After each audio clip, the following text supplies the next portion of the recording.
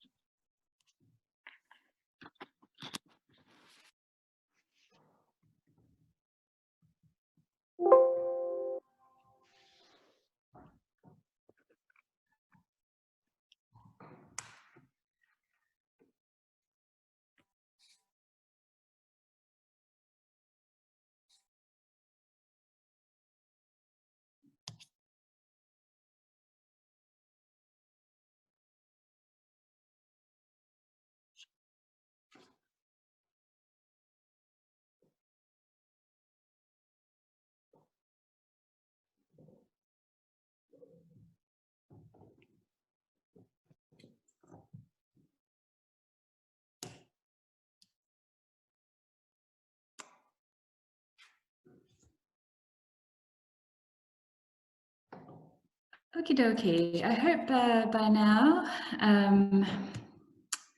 those who can join have joined. We're just checking that we're all muted, so that yes, those who are joining will be on mute automatically. Okay, fantastic. I hope you can see the screen and potentially see me and hear me okay. Please feel free to put up your hand or ask if you have any challenges with hearing. So as I said before, my name's Jordan Shannon, and I'll be helping host this event on ecofeminism, gender, justice and planetary health, alongside the UCL Centre for Gender and Global Health. So welcome everyone. I can see that we've got a great attendance. We've got 110 of us online at the moment, and hopefully more will be joining. So brilliant to have you here. Thank you for making it. So let's just get started with a quick introduction. So as you might be able to hear from my accent, I'm from Australia originally, and we tend to start a lot of major events with a recognition of the land and the country. And I thought for an event such as tonight, I thought it would be very fitting to do the same. And the acknowledgement goes something like this. I want to offer my acknowledgement of the traditional custodians of the country in Australia, and also Indigenous peoples all around the world. And I recognise their continuing connection to land, to waters, and to community. I pay my respects to them and their cultures, and to the elders, both past and present. So I thought that was a nice way to bring into attention the recognition of the land and of social justice, which will be continuing themes that we'll introduce through tonight's session. Today we've got an incredible lineup. We've got 4 panelists who will be presenting. Before we hand over to them, I just want to introduce a few house rules and a few key people. So aside from the panelists, I'm joined by the team at UCL Gender and Health, and we have Imogen, who will be moderating on the Global Health 50/50 account, our questions and feedback. We also have Anna, our project officer, Professor Sarah Hawkes, who is the Centre Director, and Jenny Gamlin, who has actually led this seminar series so far. As I said, please stay on mute until we have questions. We'll run the presentations one after the other, and we'll take questions both in a written form, or if you raise your hand on the raise hand button, you'll be able to ask them after the presentations are finished. If you're keen on social media, which I know some of you are, you can tweet on Beyond the Binary hashtag. Okay. So we're finding ourselves on this platform due to the current pandemic, and I saw this this cute comic today that summarises the situation that we're in. And many of us, as hard as lockdown and isolation has been, it's meant a pause on, quote, normal life. And that means systems of globalized production and exploitation, both of the land and of humans. So as you can see, one character is looking back, can't wait to go back to normal, and one character here is looking forward. What if we went forward to a new future? And so I hope that today is part of reimagining what that new future might look like. So this is the final seminar in a series that's titled Beyond the Binary, where we really interrogate the concept of gender in global health. We've had incredible panels and discussions on trans agency, access to healthcare and cultural acceptance, coloniality, and also masculinities in health. And this was the final in this series. However, we had planned to do this in November last year, and it was first delayed because of the UCU strike action, and subsequently we had delays because of the coronavirus crisis. And I think that really summarizes some of the pressure cooker situation of both social and environmental challenges that we're facing right now.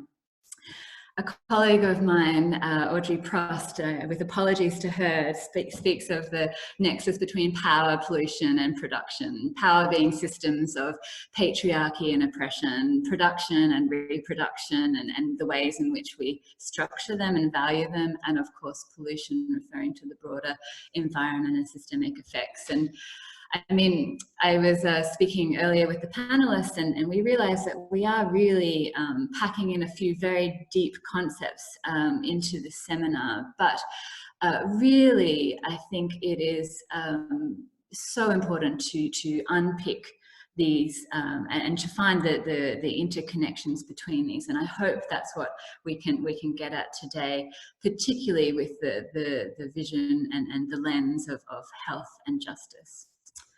So without further ado, I'll introduce you to our panelists, and then I will hand over one at a time to each of them for their presentations. So we have Susan Buckingham, who is an independent feminist researcher, a writer and consultant on gender and the environment. We have Elizabeth Pereiro Beltran, who's a social psychologist, researcher and author from Bolivia, and has done a huge amount of activism in the field. We have Rita Issa, who is an academic clinical fellow in general practice, as well as an activist around migration and climate change. And of course, Rashida Nandagiri, who's a fellow in health and international development, who talks a lot and has researched a lot on reproductive justice in low and middle income countries. I will introduce each of them in a little bit more detail before each of the presentations, but that's roughly the order in which they will go. So I will now just bring up Susan Buckingham's slides, so just bear with me.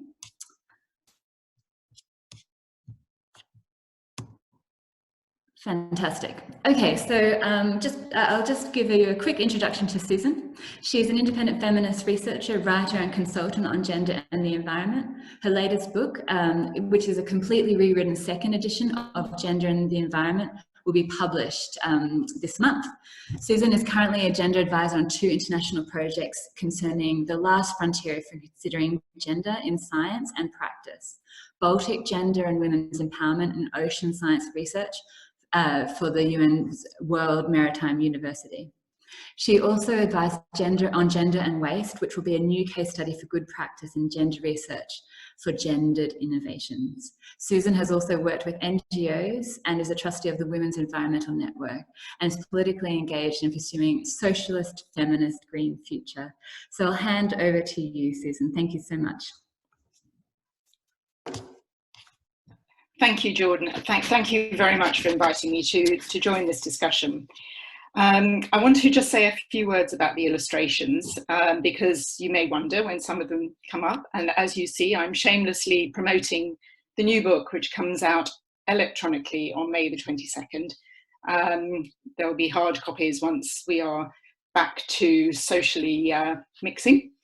The first illustration after this, and Jordan is very kindly managing the slides for me, is a painting by a friend of mine of a forest over an ironing board. And to me, that really encapsulates something about the links between gender and environment. And actually, a lot of these illustrations are used in the book. But I want to start with looking at how ecofeminism is a critique of power. It emerged as a feminist analysis, arguing that the male domination of women and male domination of nature share a motivation and a way of thinking, as writers like Carolyn Merchant and Val Plumwood wrote from the 1980s. This being the case, nature will never be treated respectfully as long as women are treated as second class, and it works the other way. An ecofeminist position has therefore always demanded a fundamental change to the way in which society is organised, whereby hierarchies based on binary thinking are eliminated. Basically, it's impossible to eliminate gender inequality while a system promoting the domination of nature remains intact. Equally, it's impossible to achieve real environmental sustainability while gender and other inequality is practiced. Ecofeminism, then, is a strong critic of liberal feminism, which seeks to achieve incremental change in gender relations without fundamentally rethinking the system. Ecofeminists have noted that men dominate formal decision-making that damages nature or seeks to manage environmental damage, while women's knowledge gained through experiences working closer to nature, which could be subsistence agriculture through to looking after dependents, for whatever reason, is undervalued. Extreme environmental damage often has a more profound impact on females, either through immediate deaths, as a lot of the incidents of major flooding illustrate, or through their experiences in refugee camps where abuse is routine worldwide. So as well as post-tsunami Sri Lanka, for example, post-Hurricane Katrina New Orleans saw significant violence against women, and the UK detention camps we'll be more familiar with. Domestic and sexual violence increases in times of environmental stress, again, world over. The next slide is a photograph of Jane Jacobs. And I use that to illustrate that women who challenge the simultaneous destruction of the environment and human health and well-being have been insulted as women through recent history. Rachel Carson is generally thought of as being the founder of the modern environmental movement. She was castigated as being hysterical and not a proper scientist. Jane Jacobs, a notable architectural journalist, she was accused when she was fighting the demolition of an area in South Manhattan. She was accused of peddling Mother Jacobs home remedies. Lois Gibbs, who fought against chemical pollution in Upper New York State, was disparaged for using housewives' data that she'd collected door to door about her neighbours' miscarriages and deaths. Or green and common women who were lambasted as being men-hating lesbians. But ecofeminist argument does not rest on the premise that all women are closer to nature, or that all women are dominated to the same degree, nor that there are no men who promote sustainable and non-hierarchical approaches to nature, or that no men are dominated. The next slide shows a waste manager. This is from research I did in waste management across Europe in Nice. And I use that because women, sometimes women behave like men. Ecofeminism critiques a social system in which masculinity is valued and privileged above femininity, and it leads to particular behaviours by individual men and women, which are both masculinized, competitive, dominant, aggressive, and feminized, cooperative, compliant, submissive. Thus, individual women socialize within institutional structures which are masculinist, such as schools and universities, and working in a minority in government departments and industries are more likely to behave in masculinist ways in order to gain preferment or status, or even just to survive, whether consciously or unconsciously. For example, there are some interesting Scandinavian studies into climate decision-making by women that find that they do not behave particularly differently to their male colleagues, even when they're a gender-balanced teams.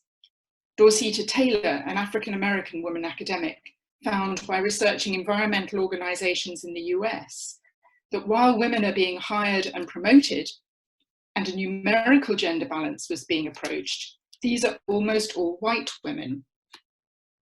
And employment practices worldwide make it much easier for women who do not have domestic caring responsibilities for children or elder relatives to get on in their careers.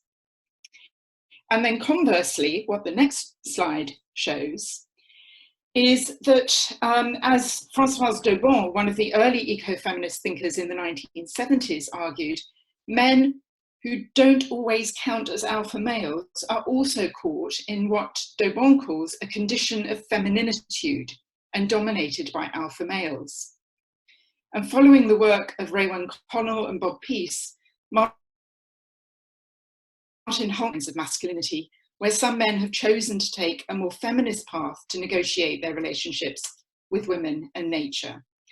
And this slide is from a fantastic exhibition I saw in Sweden a couple of years ago by Johan Bavman, of men who were taking their full paternity leave to be the one who stayed at home with their children when they were very young.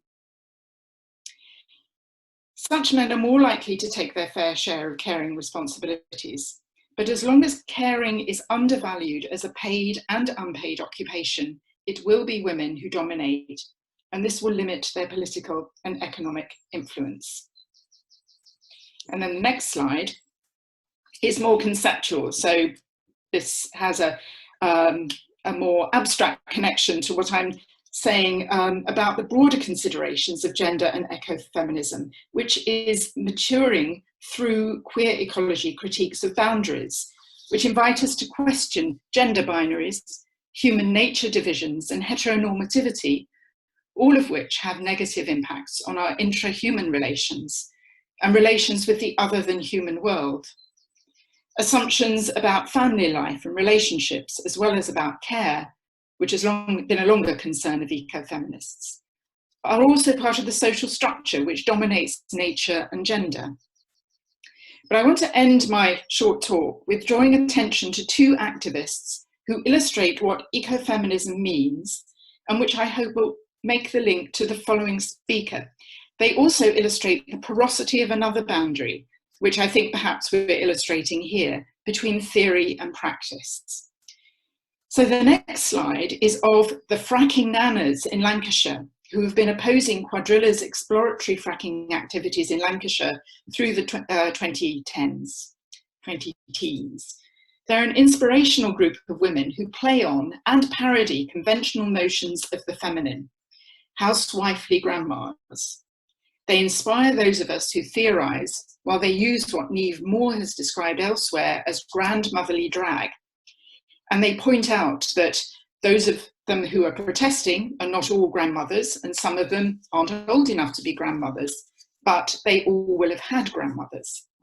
They wield feather dusters, pots of tea, aprons, while they've held the front line of protest against heavy-duty vehicles phalanxed by the police. This ironic play on gender could be described as what Gayatri Spivak once called strategic essentialism, turning what has been used to essentialise women's nature, so-called, into an activist tool. And then my last slide is of Marilyn Waring, who studied for her PhD on the UN system of public accounts, while she held the economics portfolio in the New Zealand government in the 1970s. She was the first Green Party MP, the youngest and only the 15th woman MP to have been elected to the New Zealand Parliament. She's developed a powerful critique of society which simultaneously devalues women and nature, as she's moved between government, academia and a world beyond, including a spell goat farming. She's sharp and funny, And I remember an example she gave in her wonderful film, Who's Counting, of interviewing women in Tanzania. She interviewed women wherever she traveled on government business. And she asked them, what constitutes your day? And they talked about constant activity from when the sun rose, collecting water, preparing food, clearing up, caring for children, until they went to bed, making sure everything was clean and tidy. There was one man in the group, and Marilyn Waring turned to him and said, "And what do you do?" And he looked very seriously at her and said, "I supervise the women." She's my favourite ecofeminist in the years that I've been engaged in ecofeminist research. In the New Year's Honours List, Jacinda Ardern nominated her to become Dame of the British Empire, citing how Waring had inspired her, Ardern, to enter politics. The pandemic we currently face offers as powerful a critique as any to the way we currently do business, as women are found to have their burden of work and abuse expanded. The links between gender relations and nature are stark. And Ardern is one of the few leaders who are showing any vision or success in managing both that interlinkage and the pandemic, and envisaging a future which is environmentally sustainable and more equal. Last week, Marilyn Waring briefed the New Zealand Parliament's Finance and Expenditure Committee on the Living Standards framework. And I thought, perhaps it's just possible that New Zealand will become the first ecofeminist state. Thank you. Thank you so much, Susan. Thank you for providing a really wonderful and visually rich overview of feminist approaches to the environment and to gender, and highlighting a few other aspects of gender beyond what we think of often when we think of ecofeminism, which is women and the environment, so masculinities and intersectionality as well. So we'll hand over to our next speaker, who is Elizabeth Peredo Beltran. She is a Bolivian social psychologist, a researcher and author, together with a group of feminist researchers in a project called Tahi Palmu, which is basically a abbreviated in Spanish version of workshop on women's history and participation. She's written on women's workers' movements in the 20th century in La Paz, Bolivia, and she focused on the rights of domestic workers in the 90s. In 1997, she joined the Solon Foundation and works on gender perspectives on domestic work, water, social management, and non-free trade agenda. She coordinated with the Solon Foundation the Blue October campaign promoting water as a common good, and pushed for a tribunal on climate justice at the international level. In the 2000s, she was the executive director of the Solon Foundation, and in recent years, she's dedicated her attention to climate change as a civilizational crisis. She set up Transando Ilusiones, which is Weaving Hope, which is a space to reflect on social transformation, care, ecofeminism, and degrowth. She's on the board of Food and Water Watch, the Scientific Committee of Citizens of the Earth University, and the Solon Foundation Board of Directors. And she belongs to various activist collectives and working groups on climate justice, ecofeminism, and just transition alternatives. So Elizabeth, welcome. Thank you so much. I'll hand that over to you, and I'll stop sharing my screen so that the team can see you. Thank you, Jordan. Hi, everyone. Thank you very much for inviting me to take part of this webinar on ecofeminism, gender, justice, and planetary health. Such relevant perspectives that have to be taken into account to overcome this crucial moment of our civilization, in which humanity seems to hang on a very fragile equilibrium between life and death, and is facing either the opportunity for systemic changes or probably the danger of a chaotic new normal, which is the current normal. The jump of a virus coming up from a frontier, the frontier of dispossession of nature, where pain and sacrifice of natural species for human greed has metaphorically reminded us the need of a human civilizatory jump to change the dominant paradigm. This is an opportunity for leaving behind our world of overconsumption, endless growth, injustice, and deadly impacts on nature. Humanity should take this opportunity to overcome the crisis, not as a simple pandemic, but a civilizatory challenge. A jump that has to be done on scales of time, social relations, and material conditions absolutely different to which we were used to. This already has changed. I would like to begin by saying that this pandemic made more visible some levels of society that had been on the blind spot for decades and even centuries, as Susan reminded us. Now their visibility contributes to make our scope wider and offers the ecofeminist perspectives for planetary health as an alternative to give meaning to what is happening. We globally have a crisis of where to go, of sense of life. But it has made more visible some levels. First of all, our interconnection and deep interdependence with Mother Earth, with Gaia, with the Pachamama. More than ever, we feel ourselves as vulnerable bodies, and we collectively deeply sorrow the loss of natural and environmental and the connection to care as a lack of our civilization. I think that this is a kind of collective sense. Second, the centrality of care for survival. Care in the core of our societies. Care as the main connective tissue that sustains and reproduces life.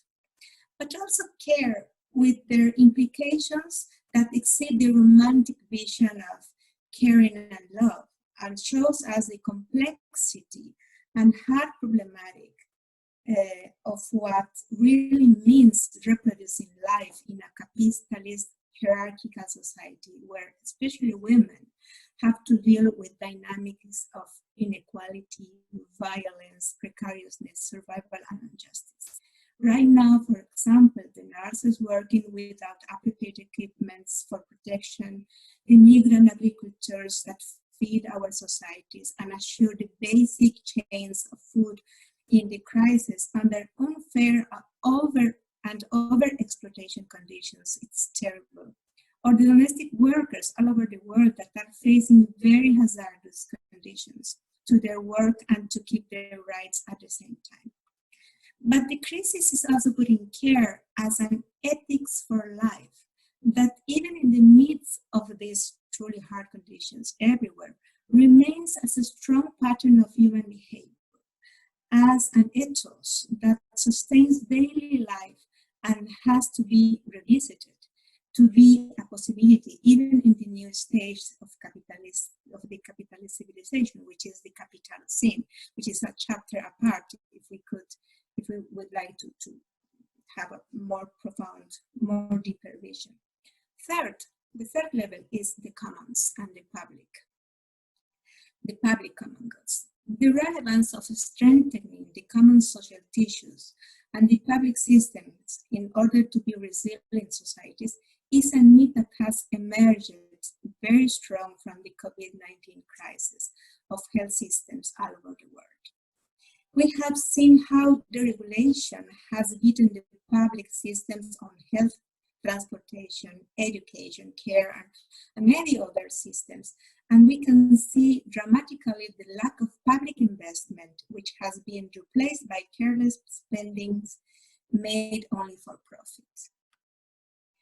The commons also give us the meaning of collaboration, democracy, social participation, and governance as clues we have to follow to overcome the crisis of our collaborative, democratic, and caring cultural roots and traditions that in one moment of human history have practically lost. The meaning of facing a crisis of this magnitude while reproducing our communities and collaborative actions comes from the culture of the commons.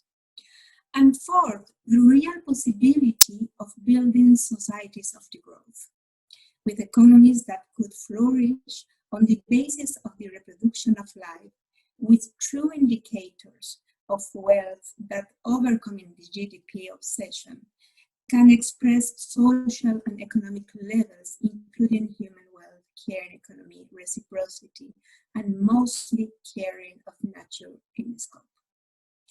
Having said that, I want to stress that putting these challenges in practice in our agendas at the personal, communitary, or social levels could not be done with the same old schemes. We have to decolonize our minds of the dominant meanings of wealth, happiness, or social success that have been built under the capitalist culture.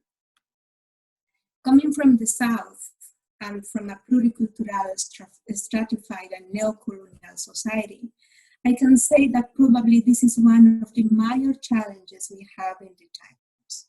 Because capitalism controls our minds and our bodies, our habits, our innermost desires. The imperial culture has imposed their control not only through war and violence, coup d'etats, or colonial domination, but also with subjective strategies to gain adhesion to the modern capitalism imaginarium.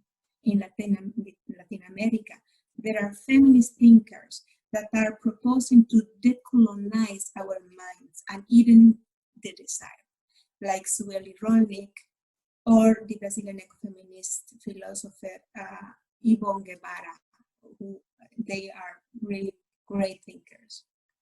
Our interpretative frames can also take a wider reflection when we see the feminine resistance on the fields, on the territories, where they are fighting against extractivism, savage mining, deforestation, imposed only to please the capitalist and limited desire that reproduce horrible patriarchal and ecological violence, as we are seeing in our countries. Through their struggles, we see how capitalism reproduces colonial and patriarchal domination and justifies under the ideology of development, decolonization of our territories and of our imaginariums. I have worked for many years with domestic workers, trade unions, rural associations of water providers, and anti-deforestation communities against soy plantations or big dams. And I have seen there how hard it is to keep the attention of society to these very valuable struggles. Society tends to undervalue the popular meanings of alternative visions to defend nature and social justice. It is truly important to make theory about this social change, but more important probably is to attend what is people telling us from the territory, from the defense of life in the field. The society has to include female perspectives for the common well-being. When I work in El Alto, supporting poor and migrant women groups, organizing collaborative cooperatives, we made a research on their perceptions of health services.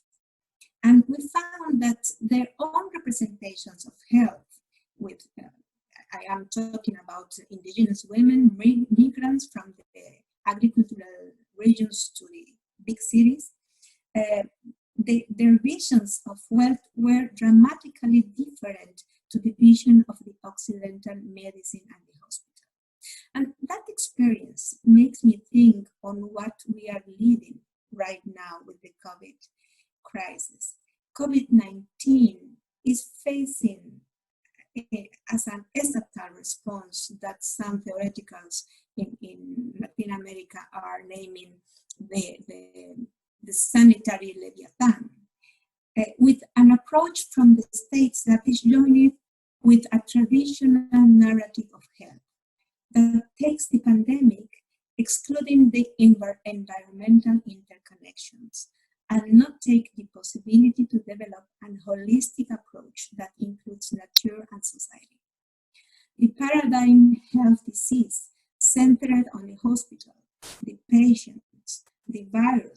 power of technological and scientific knowledge, the salvation value of the vaccine is presented today as the center of the scientific reason of civilization and modernity.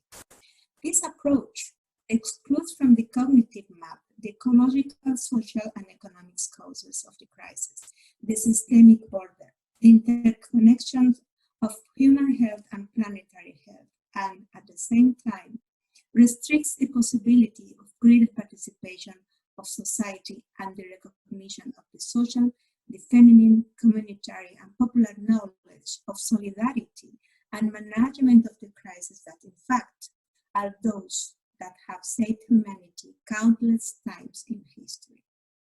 Bolivia has inspired the world with important narratives, with constitutional status that includes Mother Earth and living well as principles to build a society in harmony with nature. We failed. We failed to put these principles in practice. The reasons for our failure was the addiction to extractivism and the endless economic growth linked to political power.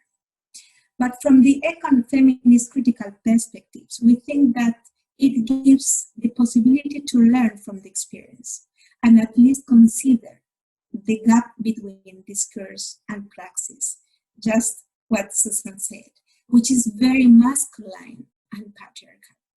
For a new society based on the respect for nature, reproduction of life, and justice, let's depart from daily lives, from our vulnerability, from our body territory as women everywhere are already doing. Thank you. Thank you so much, Elizabeth. That was an incredibly rich presentation, and thank you for sharing your experiences with us, highlighting capitalist systems, the need to decolonize our approach to tackling these interconnected causes of the current crisis we're in, highlighting care, and also talking about commons, both in relation to the environment and limits on the environment as a resource. But I think that also draws into highlight the role of common goods in health and the limits that the current public system is facing. And that's a wonderful segue actually into introducing our next speaker, who is Rita. She's an academic and clinical fellow in general practice at the Bromley by Bow Centre. She is interested in where we draw the boundaries on the duty of health professionals and how political action may be a necessary intervention for population and planetary health. Her research areas encompass migration, climate change, non-communicable diseases, and humanitarian response. And she draws from her experience working with Médecins Sans Frontières and MSF, the World Health Organization, and as the co-founder of Doctors for Extinction Rebellion. So over to you, Rita. Thanks, Jordan. Thanks for having me. Yeah, what a big topic, and so much richness already in the speakers so far. My parents left Lebanon 30 years ago. It was during the Civil War, and they were able to leave and come to the UK. And so when, in 2014, I was given the opportunity to go and work for MSF in Lebanon, it really felt like a homecoming for me. My most memorable case is of a baby. Her name is Layla. And I remember the day that I approached the doors of a hospital. She was in my arms and I had this oxygen tank with me. She was premature and septic and she was too unwell to be managed in our clinic alone. And I was met at the door by the hospital controller, who folded his arms and he barred us entry because she was a refugee. I did what I think many of you here watching would have done. I just pushed past him, went inside, but despite our best efforts, baby Layla died. 30 years earlier, I could have been that baby, but I wasn't. And that in part is because I was brought up in the UK with a system of universal health coverage where everybody, well, almost everybody who needs to access care can. I've also spent time working in Nepal, and I've worked on research with communities who are able to perceive changes in their environment, in their weather patterns, in their rainfall, in their heat. And those changes pretty accurately map onto what we're measuring those communities are so rooted and attuned and dependent on their environment, and yet they're the ones who have the least part to play in causing the changing climate that they're perceiving. And despite that, they're still part of the communities that are most at risk as a result of climate change. As I tell these stories, I'm wondering how they sit with you and how they feel inside your belly. We know, because we're here today listening to this talk, that Western society on the whole is dualistic and binary. I'm going to put my hands up and admit that during lockdown, I've started reading Simone de Beauvoir's The Second Sex for the first time. It's a very long book if you're looking for something to keep you occupied during this time. And there was a very good quote, which I read this weekend, which I'm going to just state now. Woman is the relative being. A man's body has meaning by itself, whereas the woman's body seems devoid of meaning without reference to the male. She is the inessential in front of the essential.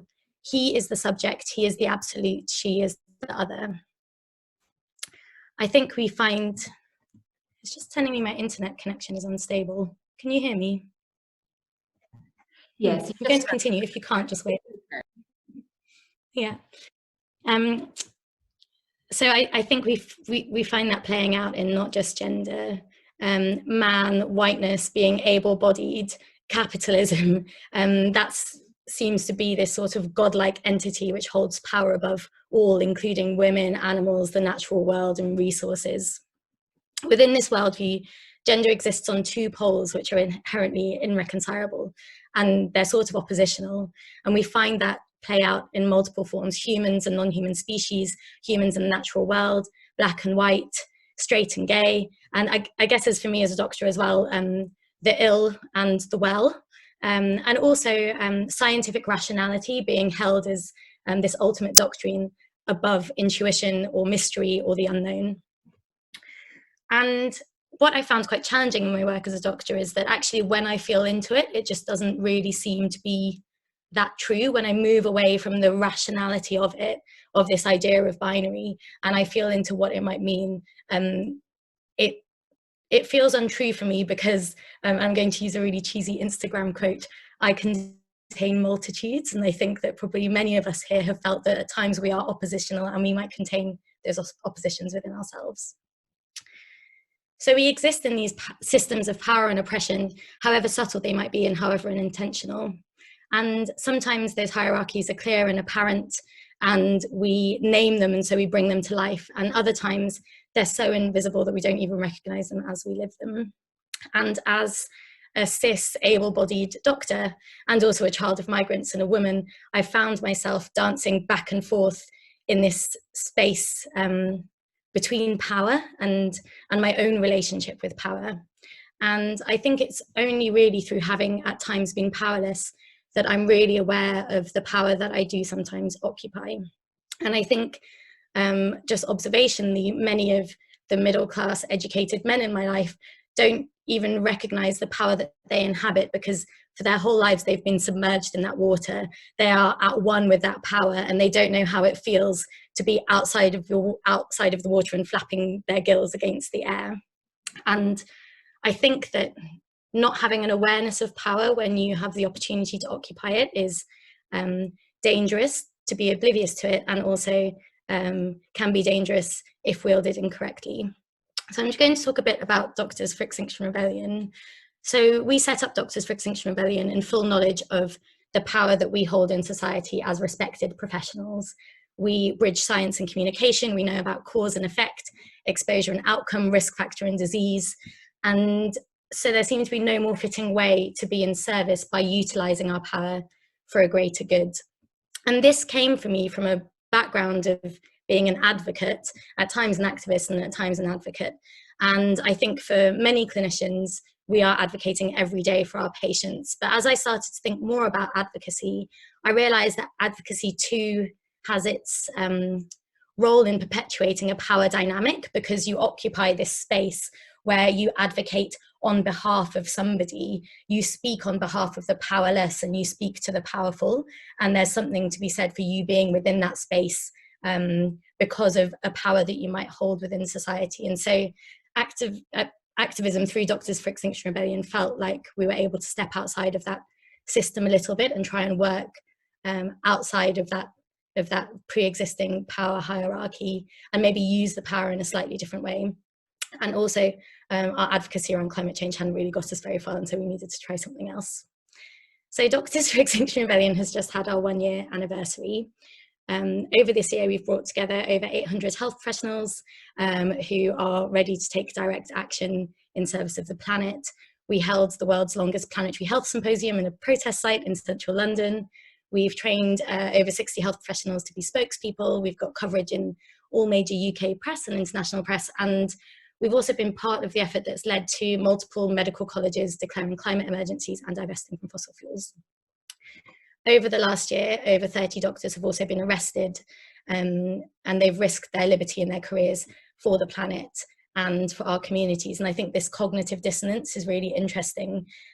Doctors being arrested, being photographed standing face to face, police line and health professionals in scrubs looking at each other eye to eye. And I think that it destabilizes power as we know it and the world as we know it. And I hope it's done its part to help legitimize the climate movement to a certain extent. You know, no longer can Extinction Rebellion be called uncooperative crusties when you've suddenly got good old doctors on board. And it actually shouldn't be that way at all. I don't think that my voice is necessarily more important than or more valid than another voice just because of virtue of the fact that I spent 5 or 6 years at medical school. But I think while we operate within these systems of power, it's important to think how we can use it and how we can amplify voices. And I guess actually maybe that's something that basically how power can be subverted. So Doctors for Extinction Rebellion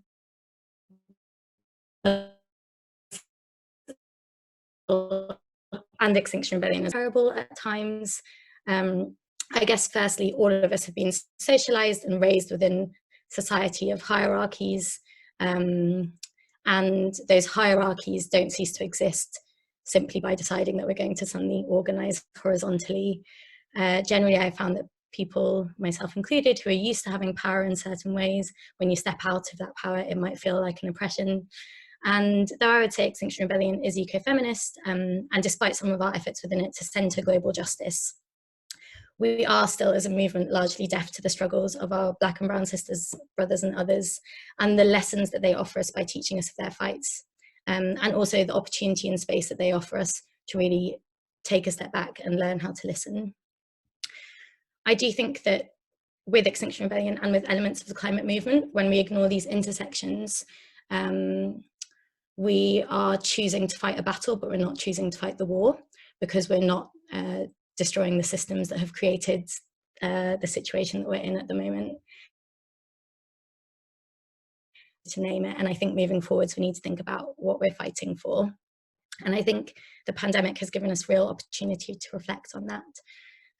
So I asked this question on Twitter, and then yesterday I was reflecting what values have emerged out of the pandemic, and some which came to mind were that we're interconnected, we are communal, we're willing to sacrifice liberty for collective good, health is a priority, we care for our carers, old and unwell, we recognise that unpaid work, childcare, cooking, cleaning is work, we can slow down if we need to, we can ground planes if we need to, and a border is but a line in the sand.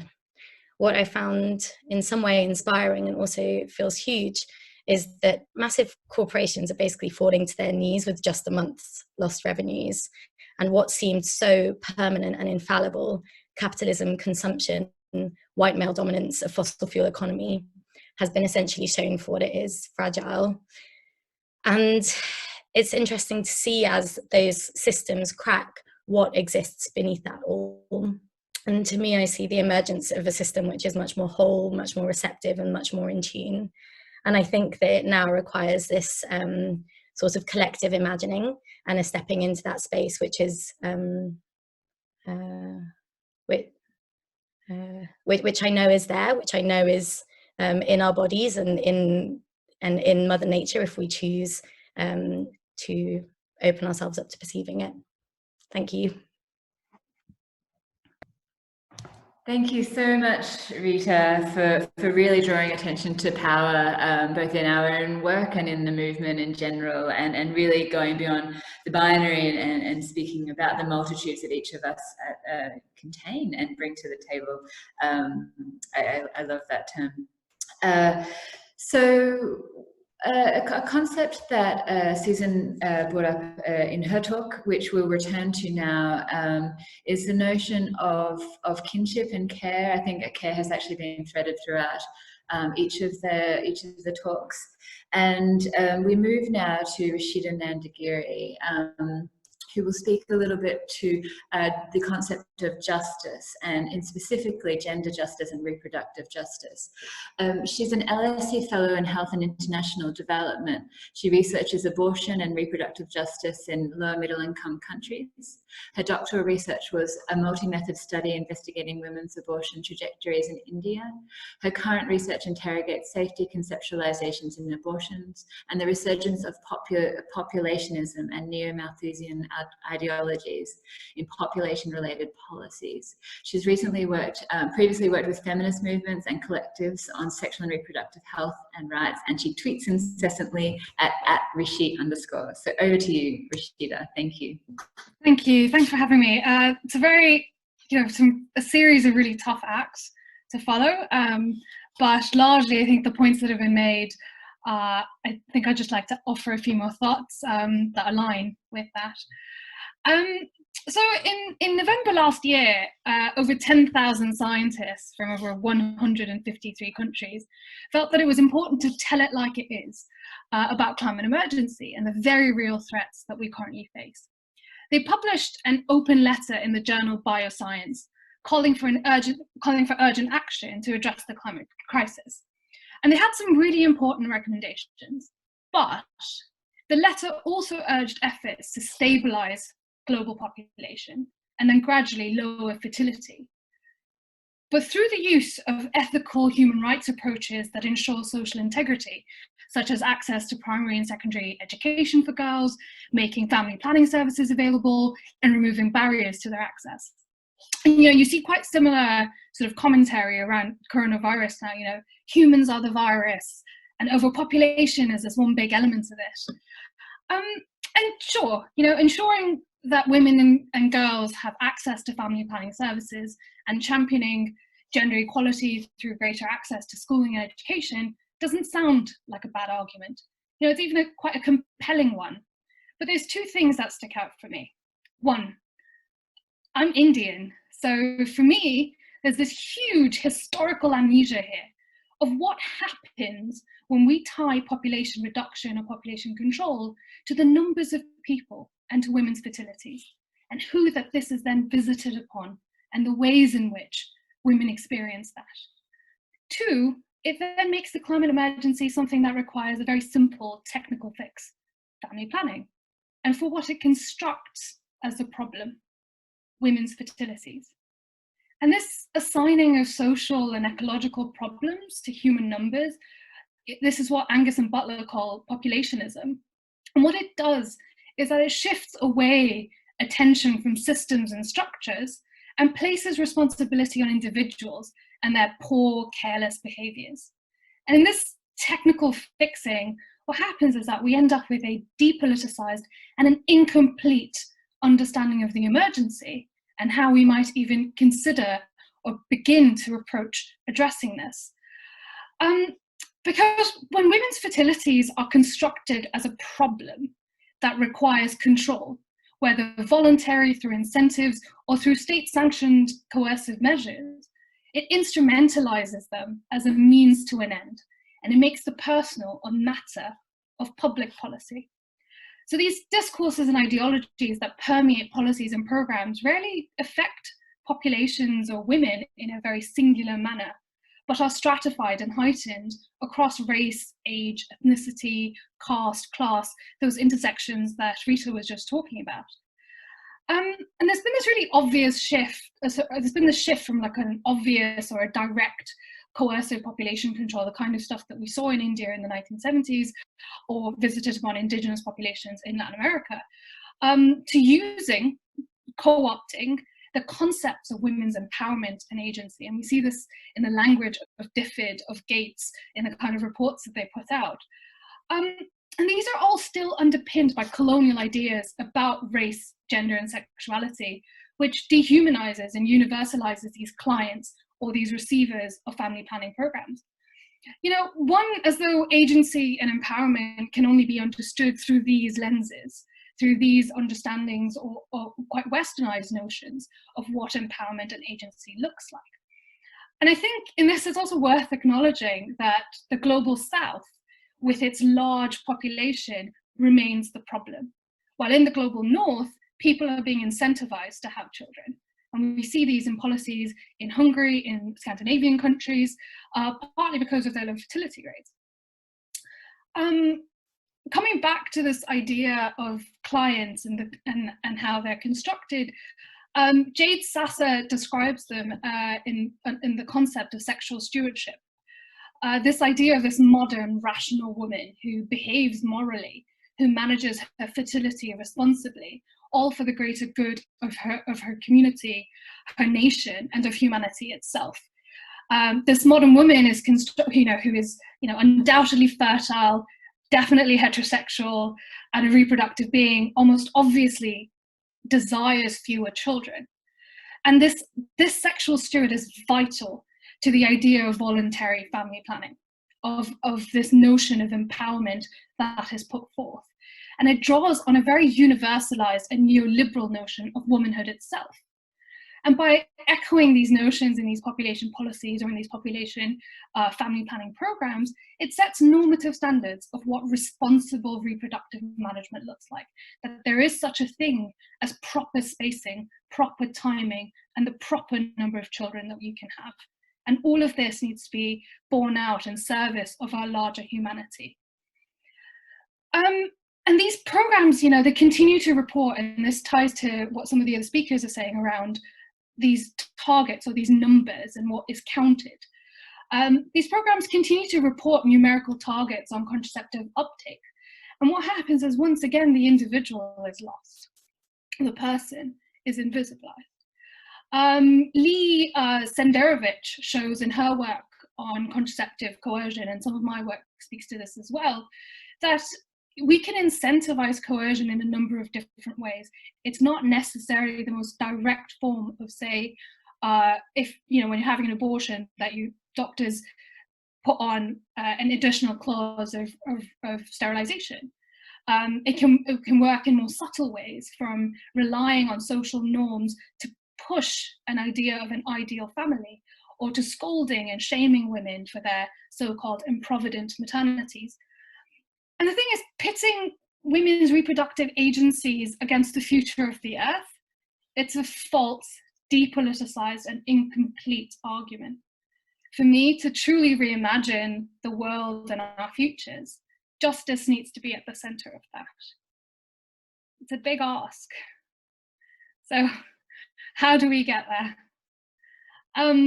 My work and my research is informed by reproductive justice, which critically examines the structural and institutional mechanisms that control women's reproductive lives and the conditions that they live in. Reproductive justice is conceptualized by Black feminists in the US, specifically Loretta Ross and Sister Song Collective. And what they do is they embed a social justice approach, the championing the right to have children, along with the right to abortion and contraception, and the right to raise your children and their families in safe communities. This notion is underpinned by intersectionality. It understands reproductive agencies in relation to poverty, sexuality, race, and ethnicity, and the environments that people live in and that they shape, and the particular ways that these interact with the structural and social inequalities. Centering this with the environmental justice approaches allows us to build an environmental reproductive justice, a notion that is put forth by Indigenous North American activists. And this understands women as on the front lines of the climate emergency, it challenges the structural, social, and cultural inequities that underpin them. I think it pushes us to shift away from the individualized, problematized approach to one that centers, to move towards one that centers agencies, environments, and communities at the heart of a response. It recognizes the historical, colonial, racialized, and inequitable structures that continue to skew resources and their availability. The notion of development itself and the assumptions that underpin it, and how it ties to the consumption patterns that shape our crisis. And it places responsibility, not with individuals and their fertilities, their behaviors, and their cultures, but with the functions of economics, markets, corporations, institutions, and policies. What it does is that it visibilizes the gendered, racialized, and classed relations and ideologies that underpin them, and it questions what the untold count of all this is, the untold count and the impact of it on the lives of people and their communities. It is, as Elizabeth was saying earlier, it calls for centralizing care in all of its forms, in how we approach and respond to the emergency that we're confronted with. Thank you. Thank you so much, Rashida. That was fantastic, and thank you for really problematizing this notion of population control in relation to environmental issues as well, and bringing us back to really this notion of justice, which underlies all of our discussions today. So I'm aware that we've introduced some really rich concepts here today, and just as I'm summarizing, I want to open up for questions in just a moment. So I see that one question has come in already on the Q&A function, which is down the bottom of the screen. We can also feel free to type in your question on the chat as well. And if you'd like to ask a question face-to-face or voice-to-voice, you can use the hand-raising button beside the panelist participant details on the right-hand side. So please fire away with your questions, and for the next few moments I will try and summarize some of the really rich concepts that have come out of today's discussions. And so it was no mean feat to bring together these different concepts. They're all mature in each of their ways, and often we do analyze them aside from each other, but really what I think the speakers have all brought out in each of their presentations is the interconnected nature of these challenges, and also the ability to look beyond the symptoms, which may be a global pandemic, to the root causes, which is essentially the way in which our globalized world is structured through in a post-colonial sort of society and a globalized world. And it is those structures and processes which are driving the environmental damage, related health and health challenges, as well as social injustices and social challenges.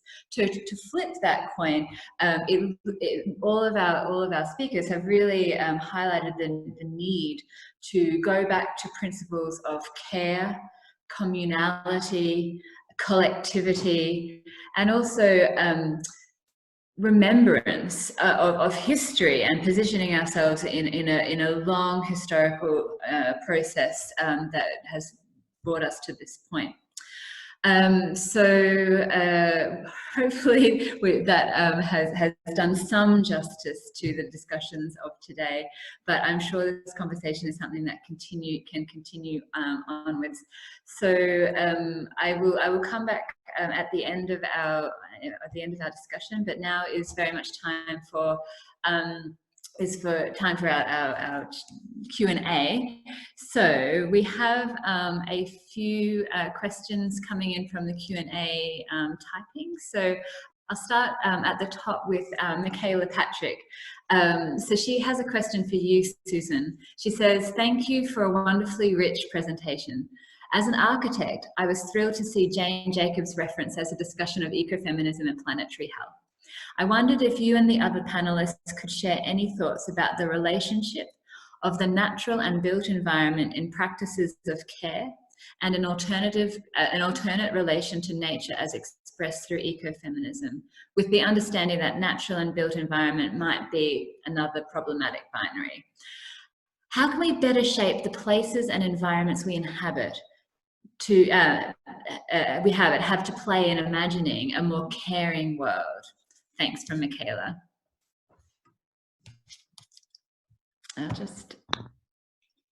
Thanks very much for the question, Michaela. And I agree with you about the binary, and I think it's really important for us not to see the built environment as something that is completely separate from the natural environment. And some of the work I've done in publishing has been trying to invite more of a dialogue between the two. But what I'll say here is, for the last 3 or 4 years, I've been involved in a project based in Central Europe, which has looked at actually planning and development, gender and planning and development. And there's some great work, particularly in Vienna and Berlin, where they use by addressing sustainability and gender equality, they're working to create more sustainable, socially and environmentally sustainable neighbourhoods. And if you're not familiar with them, I would have a look at the Gender Plus programme in Vienna. There's been a women's officer in Vienna planning since, I think, the 1990 at least, and maybe before that, Eva Kyle, who's done absolutely amazing work. And the latest project in Vienna is a kind of sustainable new development, if that's not a contradiction in terms. But one of the things that struck me when I went there was all the streets are named after women. And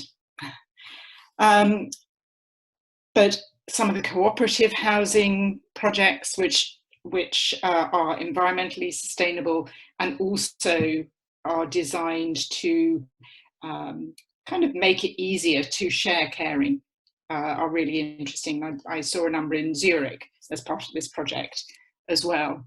So there are a few examples. And I noticed actually one of the earlier Q&As was whether we can make references available. And I'm happy to send Jordan the references I've mentioned, but I can add some of these to it as well. Thanks. Fabulous, thank you. And we will happily share. So just as a note, we will share a version of this recording. We plan to share that, and through the UCL Centre for Gender and Global Health, we can share the resources with everyone. Thank you. So the next question is for all of the panelists, from Jana Lahovra.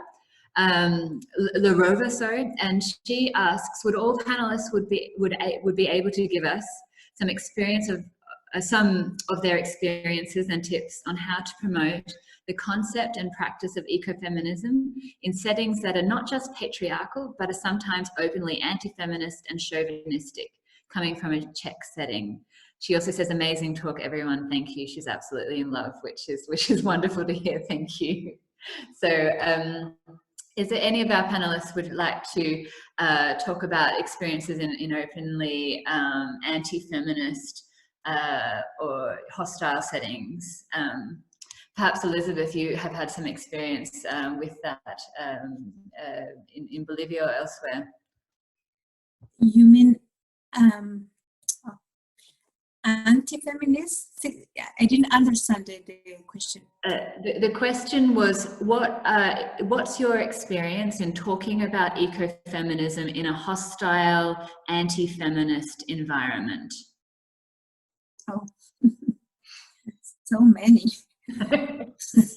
So many. Especially when you have to take a critical position on the leftist political power. So as you know, Bolivia comes from a very complex process of social change that has had an indigenous president. But at the time goes by, this government became truly extractivist and very patriarchal in their narrative. And some of us were very critical to that positions, mostly criticizing their discourse that puts in the same level women as a sexual object and nature as, how can I say, a field that the government or the political state could change or modify or use it for have more economical resources. And we were very acute with other ecofeminists in Bolivia to point out this level of changing of the narrative that would come from Mother Earth rights and living well to this very extractivist narrative. And in that moment, really, we truly received a very hostile response from some trade unions that were leftist, that were also progressive, but when you begin to talk on how to really change some patterns of domination against women, over women, and over territories, over these extractive patterns, really the hostility was too strong. Thank you. Any other strategies that the panelists have employed to introduce that? It is very difficult speaking truth to power to paraphrase. I think that's a great question, because I think the sort of anti-feminist pushback is in some ways quite global at the moment, and I think different movements perhaps, or different aspects of feminist movements have been dealing with different versions of it over time. So working on abortion, you get a constant space of pushback, I think, in most contexts. I think for me, one of the most important things, and I think sort of tying back to the notion of care and care communities, is really important to have feminist care communities, or the feminists that you work with, to challenge not just the sort of what might be feminist causes, but the larger political context in which you're living. And I think as Elizabeth was just saying, that's really difficult and can be internally within your movements as well quite a difficult challenge. So I actually think one of the most important things is to have those spaces of care as well, the spaces of hope as you try to push and reimagine or reconstruct the worlds that we live in. That's really beautiful, thank you. So speaking of political environments, that leads into the next question from Jess Verdon, who asks us, looking at the post-COVID political environment going forward, what are the top 3 ecofeminist policy solutions to focus on the UK context? So Rita or Susan, perhaps you'd like to reflect on some of the key policy messages we might be able to promote in this current environment. Yeah, I can jump in just with some ideas.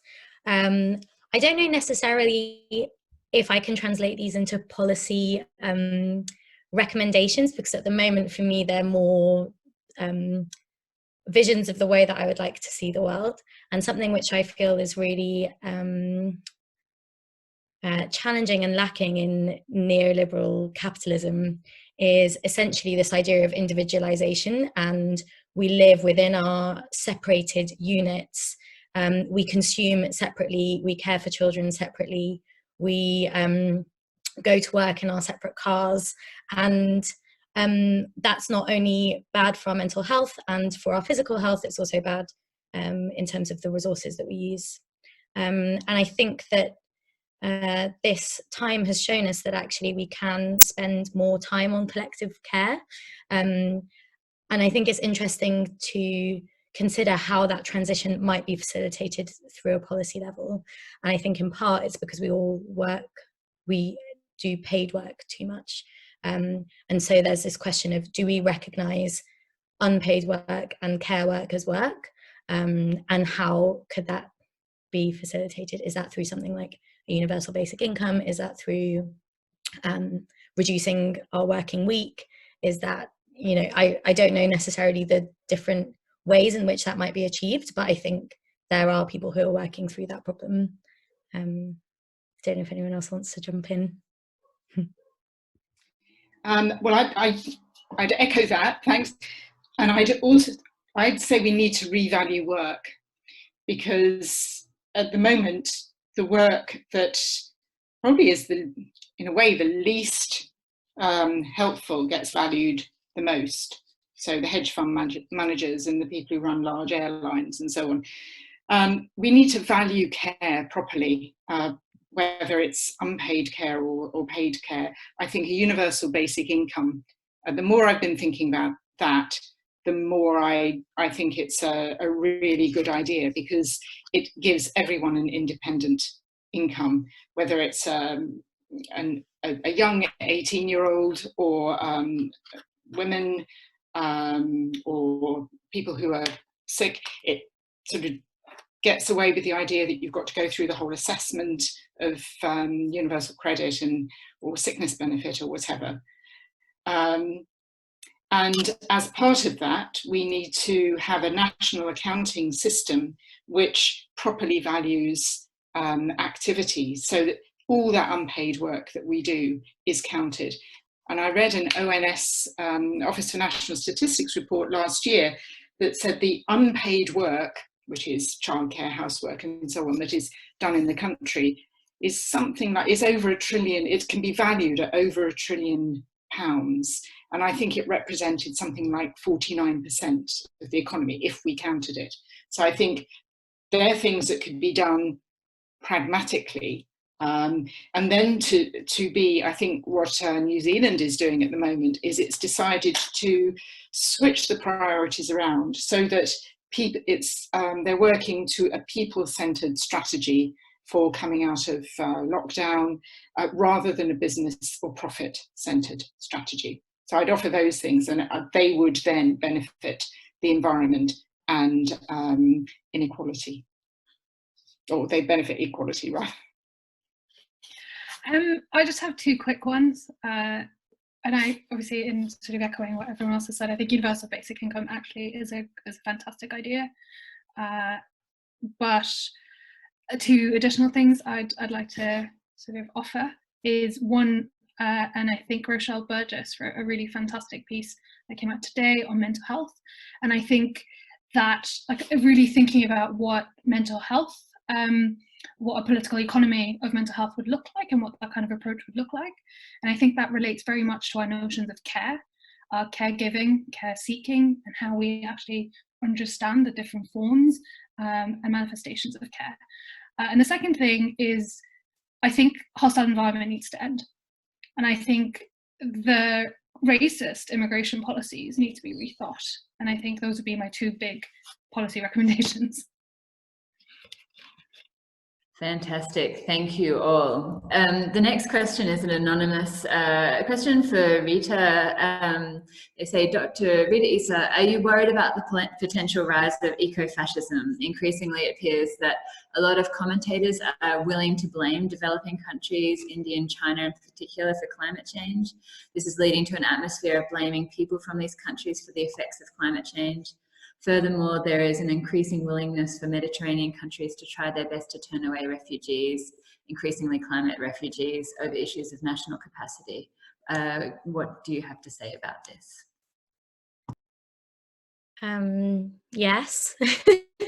Yeah, I think it's a legitimate threat, and it needs to be named. But then when I think about what might be driving it, I think it's driven by a scarcity mentality that is shared, that, you know, that we might not have enough, that we need to be blaming others, that we don't have enough to support and resource us all.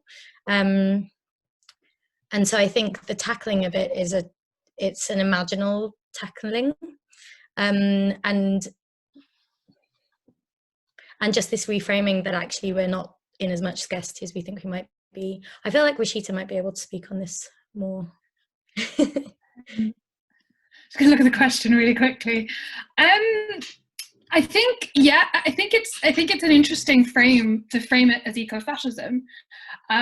Certainly, I think it's a reframing of an old rhetoric, because before it was blaming people for climate change, it was blaming people, or like even now with coronavirus, blaming people for infections or positioning certain cultures as backwards, in a sense, or blaming people for overpopulation and, you know, there's too many people in certain countries, or, you know, we don't want immigrants to come into a certain space. So I think it's a reframing or a relocation of a problem that has consistently come up over time. And I think it is very much speaking to this notion of power and this notion of othering, and where we, as Rita is saying, like, hold on to our resources because only certain people can deserve them and only certain people can have access to it. And we decide who that is and who isn't. So who is deserving and who isn't. And I think also what that does, it allows particularly global north countries to avoid taking responsibility or thinking about big issues like consumption patterns and really shifting the way in which industries and extractive industries continue to function and benefit at the expense of developing country nations. So I think there's a duality there in how that rhetoric appears and is utilized and wielded once again on people, like very vulnerable people. If you're getting on a boat to cross and have this really arduous journey, then how do you apply this notion of deserving or undeserving in this context? Yeah, thank you. So the next question is from Ted Jr. Estival. So he takes us from issues of nationalism and boundaries into the online space, and he asks, what are the panelists' best tips for how we can mobilise ecofeminist, decolonial, and economies of feminist intersectional care in times of crisis, as this is when we cannot such as this, when we cannot meet in person. What are your thoughts on the ways in which we can build eco-feminist forms of resistance through virtual technologies that seem to be the only way we today during COVID-19 can resist? How do we use technologies that often come about in heteropatriarchal contexts? He's thinking here of the instance of xenofeminist approaches such as Helen Hester and Laboria Kubinix. So he says, thank you. So yes, to summarise that question, it's about moving our forms of practice and resistance online. Has anyone had an experience on the panel of using Zoom and connecting online and using that as a way to enhance access or build networks that you wouldn't have otherwise expected? Something which has been facilitated through the online space has been the formation of these mutual aid groups across the UK, of which there's many. And part of the reason I know that is because working as a GP and trying to, you know, some of my patients are housebound and can't get access to certain stuff, and we're able to just call on these networks that have been created within the past 6 weeks that are communities of care, that are voluntary and are helping people that you know, neighbours who might have never spoken before are helping each other. And it's a resistance in a way which isn't resistance in the way we might think of the term. It's not a face-to-face resistance. It's a resistance by creating by living a viable alternative that is care and compassion based. And by creating that space, it makes the previous system somewhat obsolete and seem just completely absurd. So it's a resistance, I guess, through practice rather than necessarily being in direct opposition. Yeah, Elizabeth, I'll just unmute you. See if we can do that. There we go. I find this a very interesting question, really, because it has with the reality that we are facing and also the tendencies of where is our society going to. So it has different meanings. On one hand, technologies can, as Rita said, to build nets of solidarity and caring and compassion. And there are so many initiatives that are working to organize and to strengthen those kind of ties. On the other hand, also the webinars is a kind of fever of webinars, and there are some psychologists, and I am psychologists, that say the webinar is a very good research, but at the same time, if you are all the day with webinars and this work through internet, it takes you more tired psychologically, because you feel the lack of personal interactions that is happening. But at the same time, I think we have to take also some other experiences that are occurring. For instance, in France, I've seen that the Amazon workers that are in charge of deliver all the votes that people are doing by internet, which by the way is one of the sectors that is gaining more and more money in during this crisis. No, the Amazon is a company, a corporation that has increased their incomes in an alarm numbers, but they struggled through this mechanism to stop the obligation to distribute things that are non-substantial in this crisis, in order to not to risk their health, and they succeed with their struggle. So I think that we have to also see where these technological resources we have can also make a link to strength very human ties. Otherwise, we are under the danger of deshumanize, which is already a danger, deshumanize our tissues, our social tissues. Thank you. Okay, so I'm just aware of the time now. So there's been I just wanted to summarize some of the questions that have come in seeking more information about previous events in this series, some information about links, some more resources on the concept of ecofeminism, for example. We will send out some more information. There will be a blog about this event too. You can find information on the Center for Gender and Global Health website. As well, that will link back to some of these resources. And I think Susan's kindly answered a question about some feminist fiction, including some recommendations about Barbara Kingsolver and essays by Rebecca Solnit and Arundhati Roy. So there's just two more questions that I wanted to just pose to the panel, and then we'll bring it to a close. The first is from Martha Bowler, who asks about, she says, "Thank you so much, that was amazing. Current gender dynamics create an incompatibility between masculinity and green behaviours, seen as being more feminine. How can we address these disparities and welcome self-identifying men who have been conditioned to fulfil this masculine stereotype to be more environmentally friendly?" Perhaps Susan, you might want to speak to that based on your recent research. Yeah, thank you. I've been really pleased in the last 2 years, well, up until a year ago or 2 years ago, if I was giving a talk about gender and environment, only women in the audience. But something happened, about 15 months ago or something, and I was asked to give a talk at the Cambridge University students, and other than the room being overflowing, which is unheard of in a public talk about gender and environment, half the group at least were men.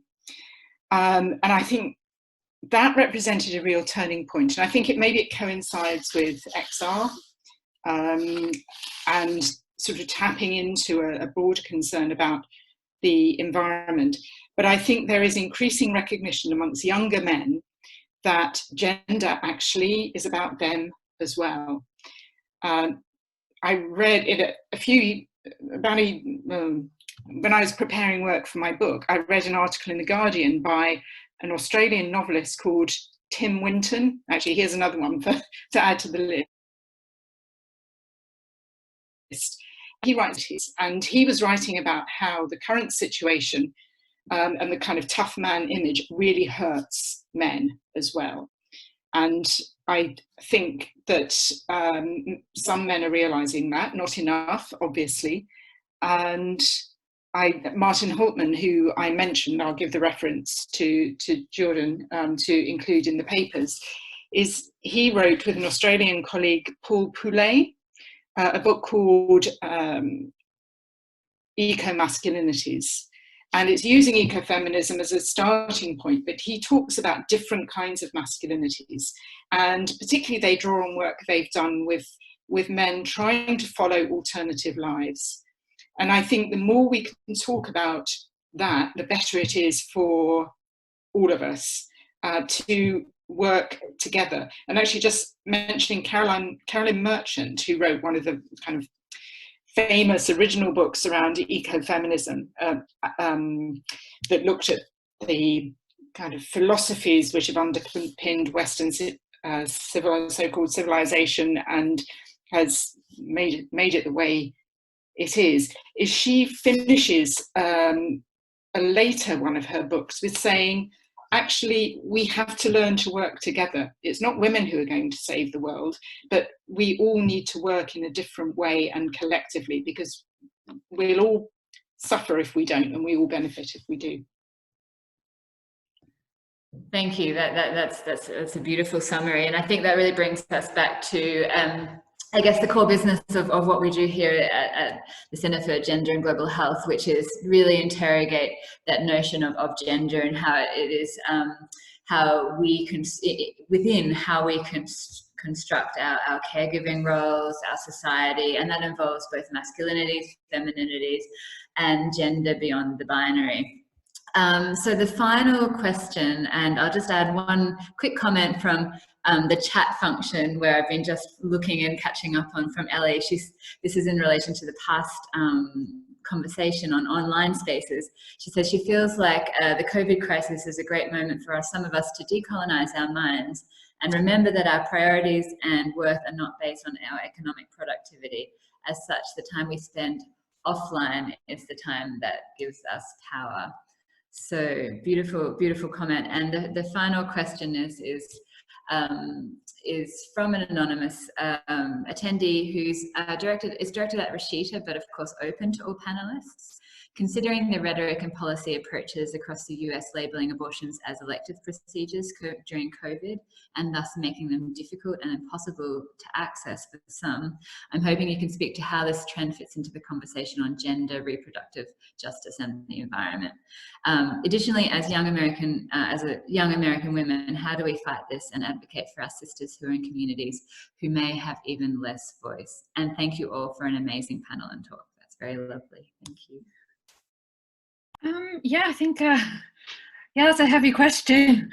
One, because I think it's not just COVID-19, right? What COVID-19 has done is that it's exacerbated the existing barriers and the existing structural sort of restrictions that have been placed to make it harder to access abortion. I think this actually ties back to that very first question about anti-feminist spaces. And the ways in which these regulations are put in place. So I think it is generally part of this bigger push to restrict access to abortion. I think we can have a short-term response, which is how do we, again, coming back to communities of care, and I think particularly in the US, there have been several feminist groups that have now set up to try and provide different types of care, whether that is accompaniment, so setting up spaces in which women are accompanied to different clinics, driven across state borders if that needs to happen, or where they are purchasing pills or and posting them, or you have how to abortion and all these different apps and technologies that have come up, and stepping in where the state is failing. And I think we can't take our eye off that ball, because I think what's happened now with coronavirus is we've shifted to say, or pivot in a sense to say, okay, how do we react to this in the short term? But this is a much larger struggle, and has, like, the slow abrogation of people's access to abortion has been in place over years, like, and that's happened over time. So that's sort of one quick response. How do you support? One, I think, again, differing levels and layers of support that can be offered. I think in the immediate, there are many groups that you can work with who are run by and centre around communities of colour, non-binary folks, to try and support their access to care. Whether that is through monetary, through sort of stepping up, being an ally, showing up to be abortion doulas, being trained in that. I think there's many ways in which we can practice these communities of care. There's also, as you know, there's a lot of harassment outside abortion clinics, also here in the UK, if there isn't a buffer zone in place. So you have different versions of supporters who show up to be a silent wall. They don't want to add to the cacophony, but they're often there to try and help you get in. So if you are somewhere where these services exist, that's another thing to do. If you're in the UK, you can look up Sister Supporter, who do amazing work like that as well. I think some quick things. You can contact me directly. I can send you some direct stuff if you want to tell me where you are. Thank you. Thank you so much. I mean, that was definitely a big one to end on, but I guess that also highlights just the depth and breadth of ground that we've covered here today. I think when we talk about all of these things, and I hope it's become... Right. I just want to add really quickly on the comment that's come up here and talking about feminist care work. So, for example, Jane Collective that created their own speculums. I'm only half joking, but a bunch of colleagues and I have been joking about how we should just set up our own lab to create our own medical abortion kits, if those are where the restrictions are coming next. So, you know, if someone's really good at, like, I don't know, biopharmaceuticals and stuff, give us a shout. Well, there you go. That's a call to action. I am aware we have participants from all parts of the world joining, and all walks of life as well. Some who are really familiar with the concepts that we're discussing, and some less familiar. So take those pieces of information and digest them. And I'm really loving the sort of conversation on the side around literature and arts as well, which is very central to protest and the movement. But I will bring this session to a close now and summarize. And as I was saying earlier, I think when we take the lens of gender, and a very critical lens at that, to really unpick the interrelationships between these issues, B, the current broader social structures that are driving these interrelated issues, and C, the way in which we respond to these issues, whether it's through reproductive justice, through creating communities of care, through decolonizing and decolonial and intersectional approaches. Discussions on gender and health very much allow us to draw these connections and to have this richness. So I really I want to extend absolute sincere, profound thanks to our guest panelists today. It's been phenomenal to be in your presence and to hear your experiences from all parts of the world, and some really diverse experiences at that, and inspirational. I also want to thank our attendees and really great questions and discussion. So huge thanks to you all for hanging in there and staying with us online as well.